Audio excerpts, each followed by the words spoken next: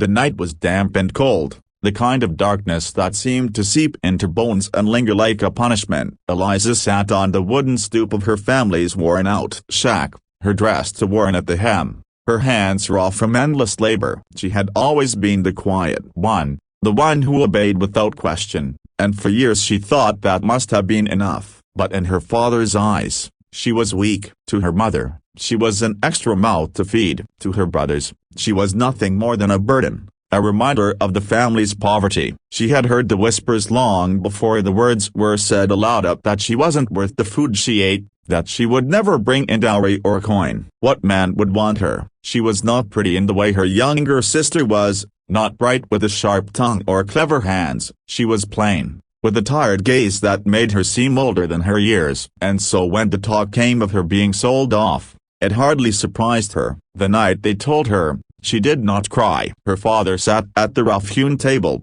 the lantern burning low, his jaw tight with that look of finality he wore whenever a decision had been made. "There's no room for the useless," he said, his voice hard. A trader offered coin. "They'll go tomorrow." Her mother said nothing, only pressed her lips together and looked away. Eliza's brothers smirked from their corners, satisfied that the house would be lighter without her. Useless. The word clung to her as she packed what little she owned: an old shawl, a worn book with its spine cracked, and the hair ribbon she had once been given by her grandmother. She carried them in silence, as though preparing herself for burial. The next morning, she was led away like an unwanted animal, her wrists bound with a rough rope. The trader was a large man with greasy hair and eyes that gleamed with profit. He did not look at her as though she were human. The journey to town was long, every jolt of the wagon bruising her more than the last. People stared as they passed, but no one spoke up, no one questioned. They had seen girls sold before. To them it was just another story,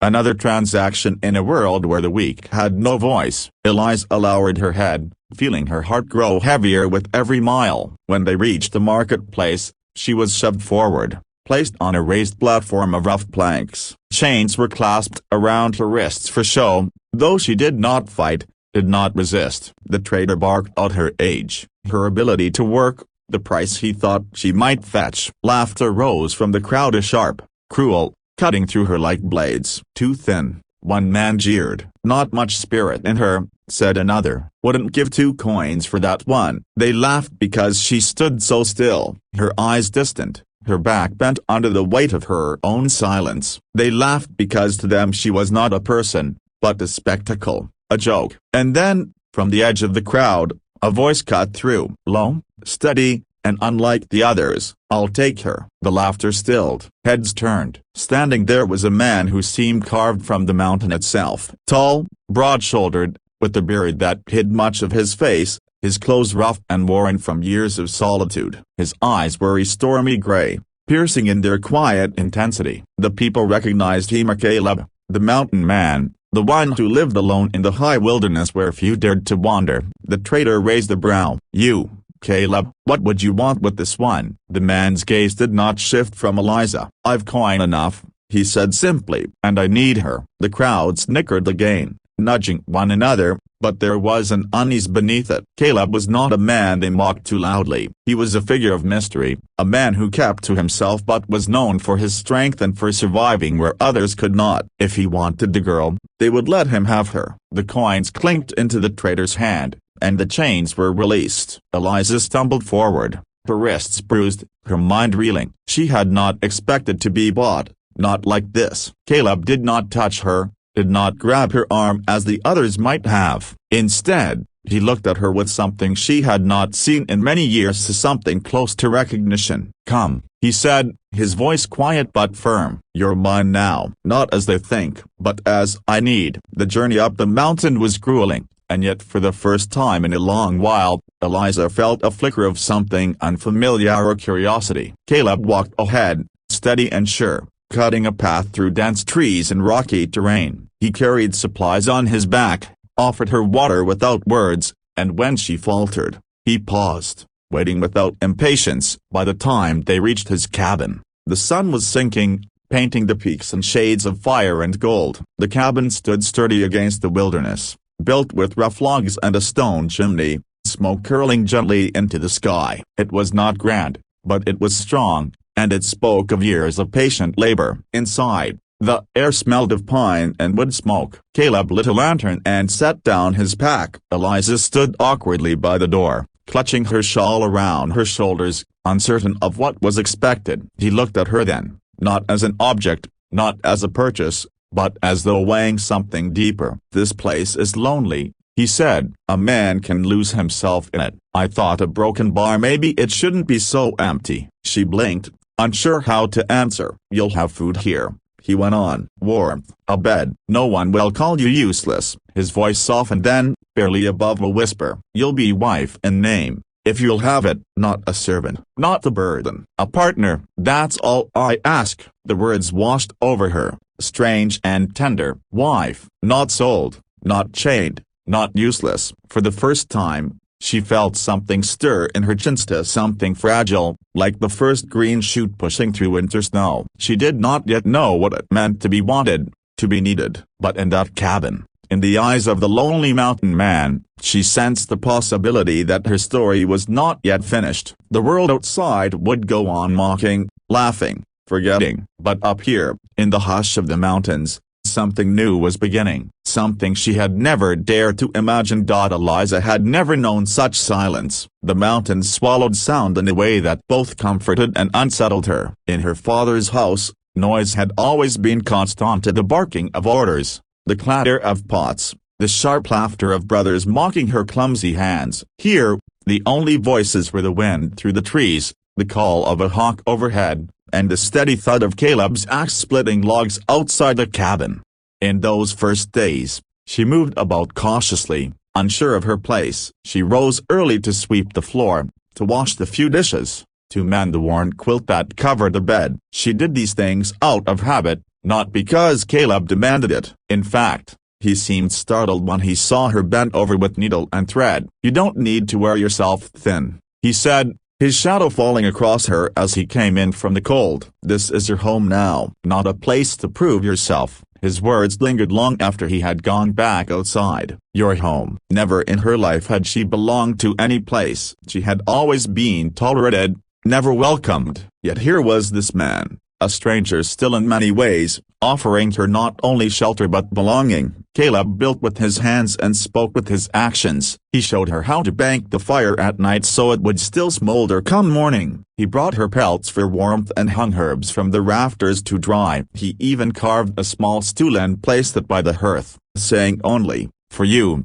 so you're not always standing." It was rough, uneven, but when she sat on it, she felt as though it were a throne. One evening, as snowstorm winds rattled the shutters, Caleb brought in a bundle of wood and paused to look at her. She was bent close to the fire, reading the single book she had carried from her family's house. Its spine was cracked, its pages worn thin, but it was her treasure. He set down the wood, crouched near, and asked quietly, "What's in those pages that makes you look so far away?" Eliza hesitated, then held it out to him. "Stories of people braver than I'll ever be." He turned the book over in his calloused hands, as though it were something rare. "Bravery doesn't always look like swinging a sword," he said. "Sometimes it's just a broken bar surviving." His gray eyes met hers then, steady and unflinching, and she felt a warmth spread through her that had nothing to do with the fire. The days stretched onto weeks. Eliza began to learn the rhythm of the mountain life, how to carry water from the creek without spilling,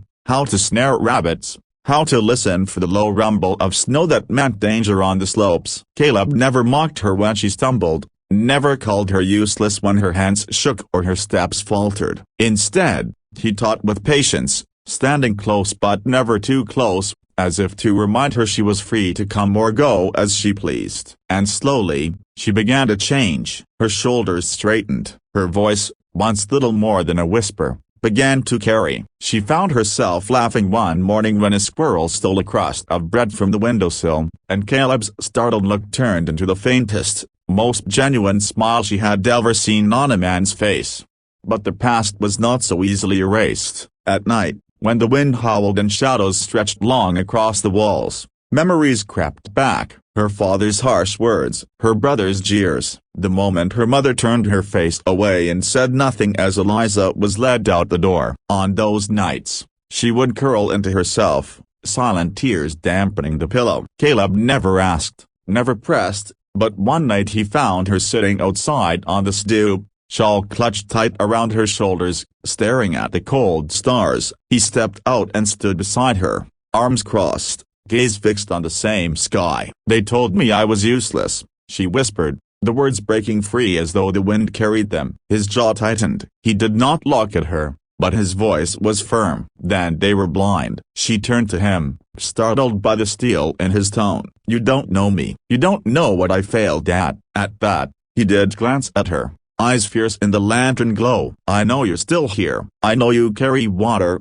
mend cloth, cook what little we have, and haven't once complained. I know you've weathered storms without breaking. That doesn't sound useless to me." Her throat tightened, words caught somewhere between gratitude and disbelief. For so long, she had been told what she was never what she was. That night, she slept deeper than she had in years. By the time spring thawed the snow, Eliza had planted seeds in a small patch of earth near the cabin. She knelt in the dirt, fingers pressing life into the soil, and for the first time, she felt as though she were planting herself, too. Caleb passed by, carrying lumber on his shoulder, and paused to watch. "You've a steady hand," he said. She smiled faintly, brushing soil from her palms. "Maybe something will grow." He nodded toward the cabin. More than just the garden, his meaning was not lost on her. The cabin, once only his, now bore her touches too. The quilt she had mended lay across the bed. Herbs she gathered hung beside his. The stool by the hearth was hers,